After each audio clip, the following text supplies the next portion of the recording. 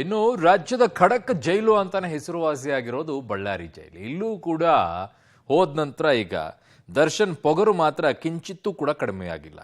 Jail ಪಾಲಾದ್ರೂ ಕೂಡ ದರ್ಶನ್ ದುರಹಂಕಾರ ಮಾತ್ರ ಕರಗೇ ಇಲ್ಲ. ಮಾಧ್ಯಮಗಳನ್ನ ನೋಡಿ ದುರ್ವರ್ತನೆ ಮಾಡಿದ್ದಾರೆ ದರ್ಶನ್. ವಕೀಲರ ಭೇಟಿಗೆ ಬಂದಾಗ ಅಸಭ್ಯ ಸೊನ್ನೆ ಪ್ರದರ್ಶನ ಮಾಡಿದ್ದಾರೆ. ಇವತ್ತು ಎರಡನೇ ಬಾರಿ ದರ್ಶನ್ರನ್ನ ಅವರ ವಕೀಲರು ಭೇಟಿ ಮಾಡಿದ್ರು.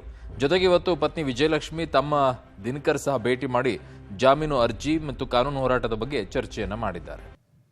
ಇಲ್ಲ ಅದಿನ್ನ ಟೈಮ್ ಇದೆ ಅದಕ್ಕೆಲ್ಲ ಏನಿದೆ ಸರ್, ಚಾರ್ಜ್ ಶೀಟ್ ಅಲ್ಲಿ ಏನಿದೆಯೋ ಅದನ್ನ ಚರ್ಚೆ ಮಾಡಿದ್ವಿ ಸರ್. ನಮ್ಗೆ ಸ್ವಲ್ಪ ಡೌಟ್ಸ್ ಇತ್ತು, ಕ್ಲಾರಿಫಿಕೇಶನ್ ತಗೊಂಡಿದ್ವಿ ಅಷ್ಟೇ ಸರ್. ಇದು ಬೇರೆ ಏನು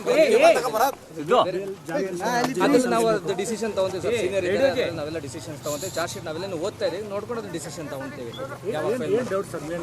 ನಮ್ದು ಅದು personal communication sir, clients advocates. ನಾನು ಅದು ಏನ್ ಬೇಕೋ ಕೇಳ್ಕೊಂಡಿದ್ದೀನಿ, ಅದನ್ನೆಲ್ಲ ತಮ್ಗೆ ಹೇಳಕ್ಕಾಗಲ್ಲ. ಇಲ್ಲ ಅವೆಲ್ಲ ಏನಿಲ್ಲ ಸರ್, ಬರೀ ಕೇಸ್ ಬಗ್ಗೆ ಅಂತ ಹೇಳ್ತಾ ಇದ್ದೀನಿ ಅಷ್ಟೇ ಸರ್. ಕೇಸ್ ಬಗ್ಗೆ ಮಾತಾಡ್ಕೊಂಡಿದ್ದೀವಿ ಅಷ್ಟೇ.